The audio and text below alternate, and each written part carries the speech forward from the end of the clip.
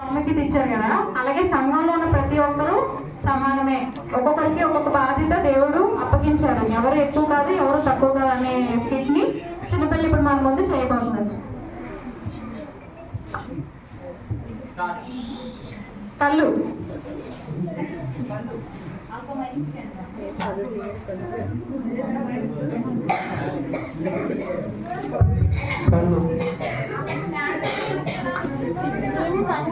శరీరంలో కళ్ళే గొప్ప. కళ్ళు లేకపోతే ఏదైనా చూడడానికి సాధ్యమవుతుందా? శరీరంలో కళ్ళే గొప్ప. కళ్ళు లేకపోతే ఏదైనా చూడడానికి సాధ్యమవుతుందా? అసలు కళ్ళుంటేనే కదా బాడీలో చూడగలుగుతుంది, చేయగలుగుతుంది. కాబట్టి బాడీలో కళ్ళే గొప్ప.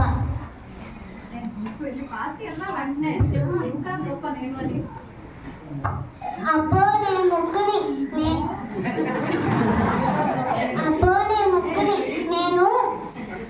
నేను పీస్తేనే మీ అన్నది ఉంటాను. నేను పీసిపోతే మీ అన్న చచ్చిపోతాడు. ఒక్కొక్కసారి కళ్ళు కంపించిపోతే కళ్ళు పెట్టుకుంటాడు కదా, ఆ బరువు అంతా నేనే మొయ్యాను. నేనే గొప్ప. అబ్బబ్బో కళ్ళజోడు పెట్టుకుంటే ముక్కొకటే భరిస్తుందా? చెవులు కూడా భరిస్తాయి. కళ్ళజోడికి మంచి సపోర్ట్ చెవులే కదా. నేను వింటేనే కదా ఏదైనా సమాచారం బాడీ కట్టుతుంది. నేను వినకపోతే ఏ సమాచారం కూడా బాడీ కట్టదు. నేను విన్న సమాచారం బట్టే కదా బాడీ నడుచుకుంటుంది. సో నేనే గొప్ప.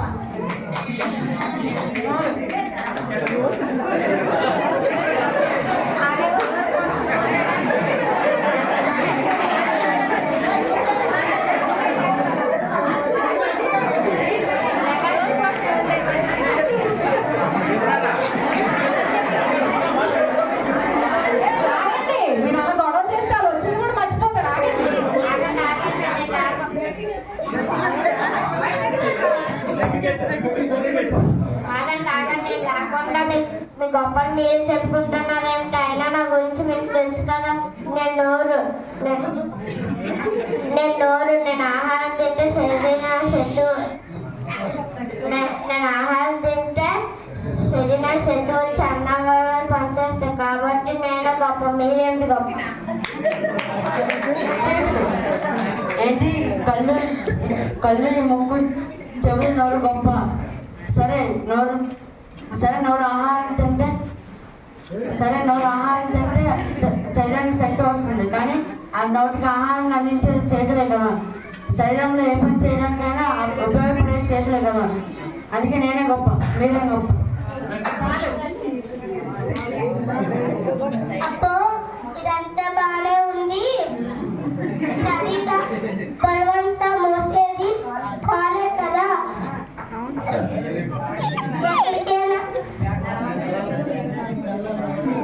ఎక్కడికైనా వెళ్ళాలంటే కాలే గొప్ప. అందుకే కాబట్టి నేనే గొప్ప.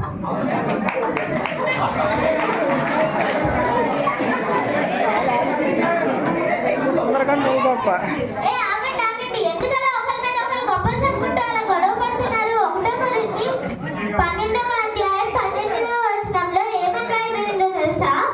దేవుడు తన చిత్త ప్రకారము అన్ని అవయవాలకి తన ప్రాముఖ్యత తన శరీరంలో ఉంచారని రాయబడింది. కాబట్టి మీరు కూడా క్రీస్తు యొక్క శరీరంలో అనేక భాగాలుగా ఉన్నారు.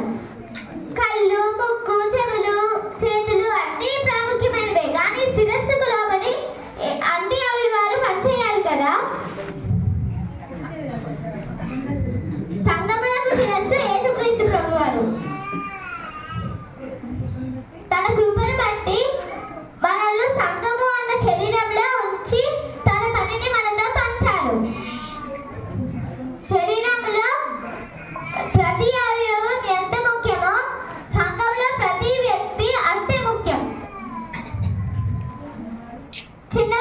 సంఘములో చిన్నవారు, పెద్దవారు, బలవంతులు, బలహీనమైన వారు అని తేడా లేకుండా అందరూ సమానమే.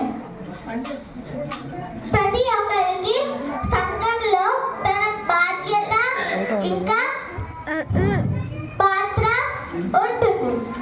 సంఘం కలిసి పని చేస్తేనే బలంగా ఉంటుంది, ఇంకా దేవునికి ఘనత తెచ్చేటట్లు ఉంటుంది. సంఘంలో ప్రతి